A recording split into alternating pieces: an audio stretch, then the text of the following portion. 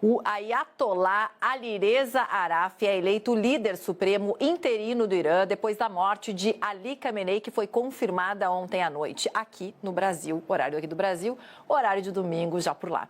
Araf foi nomeado neste domingo como membro jurista do Conselho de Liderança do Irã, órgão encarregado de desempenhar o papel do líder supremo até que a Assembleia de Peritos eleja um novo líder. A informação é da agência de notícias ISNA. Ali Khamenei, que comandou o país persa por quase 40 anos, morreu nesse sábado aqui no Brasil durante os ataques realizados pelos Estados Unidos e também por Israel. E além disso, Dubai foi atacado de novo neste domingo pelo Irã.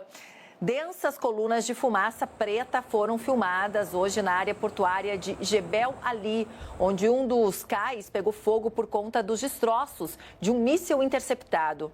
Um dia após um cais pegar fogo por conta dos destroços de uma intercepção aérea, segundo o gabinete de imprensa de Dubai. O aeroporto internacional de Dubai também sofreu danos em decorrência dos ataques retaliatórios iranianos. 4 pessoas ficaram feridas no local, de acordo com o gabinete de imprensa dos Emirados. Pela rede social X, foi informado que um saguão do aeroporto internacional de Dubai sofreu danos leves em um incidente que foi rapidamente controlado. Dubai, a gente lembra, é o maior centro turístico e comercial do Oriente Médio e o aeroporto é um dos mais movimentados, inclusive, do mundo. Vamos falar sobre esses ataques que entram agora no segundo dia. Converso com Rodrigo Medina, chefe do Departamento de Relações Internacionais da Unifesp.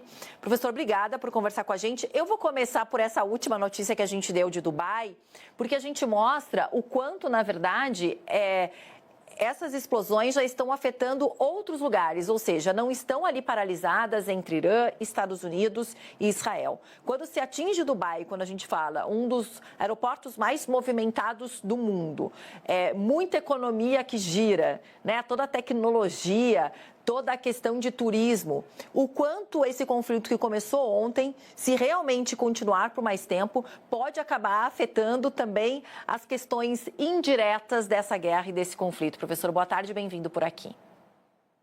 Boa tarde, Paula, boa tarde a todos que nos assistem. Pois conforme havia sido anunciado pelo próprio Conselho Supremo de Segurança Nacional do Irã, a resposta esmagadora que seria dada aos ataques coordenados, liderados por Estados Unidos e Israel, né, desde a sexta-feira, sábado último, não é? Acaba movimentando a guerra em direção, sobretudo, contra Israel, mas também bases americanas na região.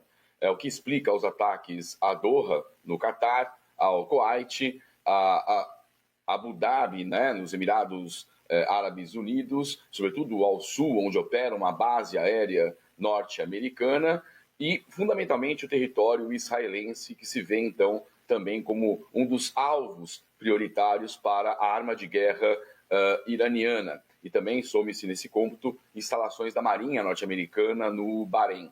Mas os desdobramentos em termos de consequências dessa contenda militar vão para muito além da instabilidade em termos de segurança na região. Isso porque, nós sabemos, o Irã controla o Estreito de Hormuz, por onde passa em torno de 20% não é, de petróleo e gás da região, e isso tende a afetar os preços internacionais, sobretudo de combustíveis. Então, esperemos consequências no curto e médio prazo, pelo menos, desse dissenso militar que não tende a se resolver nos próximos dias, dada a capacidade militar e de segurança iraniana, mas também pela própria disposição geopolítica em que está encravado o Irã na região, que dificulta muitíssimo uma incursão por terra. Agora, você falou do Estreito de Hormuz, né? Vários especialistas que eu conversei ontem por aqui na nossa programação especial, Rodrigo, disseram que já a partir de amanhã a gente deve sentir esse impacto, inclusive aqui no Brasil. Você também acredita nisso? Sim, sem a menor sombra de dúvidas. As bolsas internacionais, não é?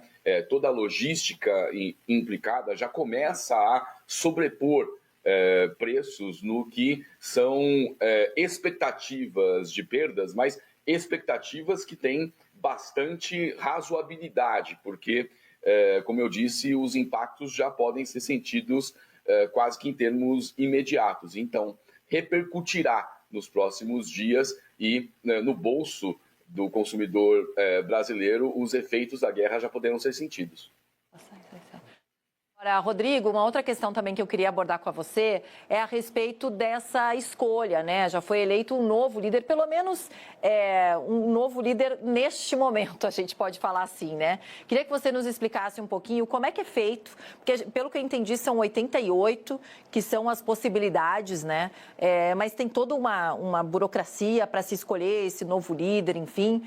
Você sabe me dizer como é que é feito na prática essa escolha? O próprio presidente Donald Trump ontem, quando ele já tinha avisado da morte nas redes sociais de Ali Khamenei, ele chega a dizer que ele teria, sim, alguns escolhidos dentro do Irã para ocupar o lugar do líder supremo. Mas, obviamente, né, a escolha dele, não chegou a falar em nomes, deve ficar ao lado ali dos opositores. A gente sabe que a oposição vem crescendo e bastante nos últimos anos e principalmente depois daquele ataque do ano passado, né, que a gente teve, acho que foi em junho do ano passado, dos Estados Unidos também ao Irã. Agora, como é que é feita essa escolha? A gente tem neste momento, né, para não ficar sem um líder, o regime, mas e como é que essa escolha é feita? Quanto tempo leva? O que leva em consideração?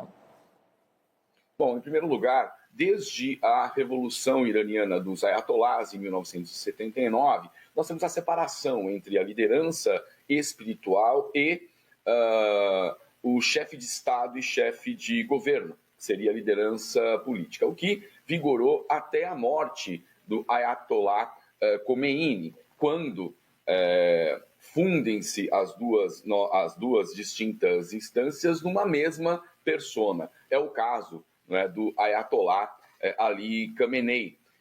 Muito provavelmente essa divisão volte a operar em termos práticos e, como bem sublinhado no seu enunciado, Paula, permita-me dizer, pode-se apontar aí uma própria saída para a guerra que então foi declarada por Estados Unidos e Israel. Por quê?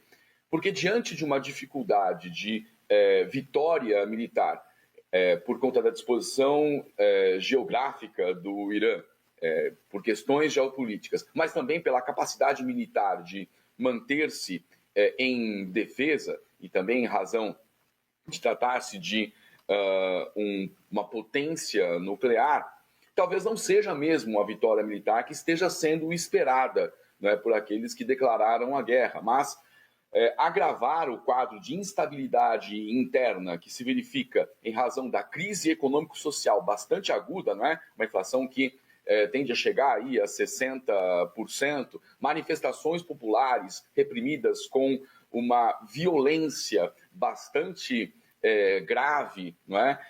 Podem oportunizar a oposição política que Ali Khamenei já tinha contra si, de, pela própria via institucional, ganhar o poder e encadear uma saída negociada para a guerra, o que implica em fazer concessões nos termos do programa nuclear iraniano, né,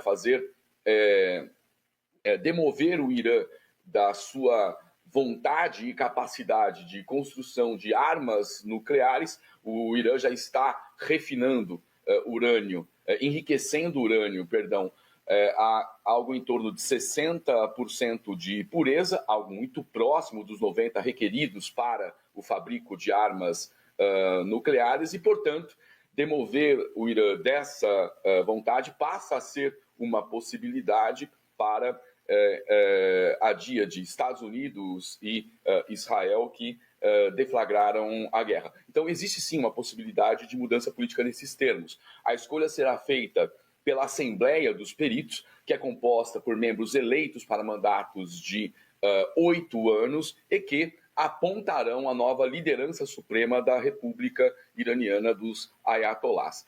Esperemos, no quadro de uma disputa interna, não é? O cenário mais provável é esse que você apontou, Paula, de a oposição, né, cuja vontade é de rever termos do plano de desenvolvimento nuclear iraniano, acabar ganhando a contenta, e aí nós temos uma saída para a guerra. O assessor-chefe, né, da assessoria especial do presidente aqui do Brasil, Celso Amorim, chegou a falar numa entrevista a respeito desse assunto que a gente não deveria se meter, nenhum país deveria se meter nessas escolhas que tem do Irã, né, do regime do Irã. Mas o que a gente tem visto nos últimos dias, Rodrigo, e a gente viu inclusive nas últimas horas, muitas pessoas em Teherã comemorando a morte de Khamenei.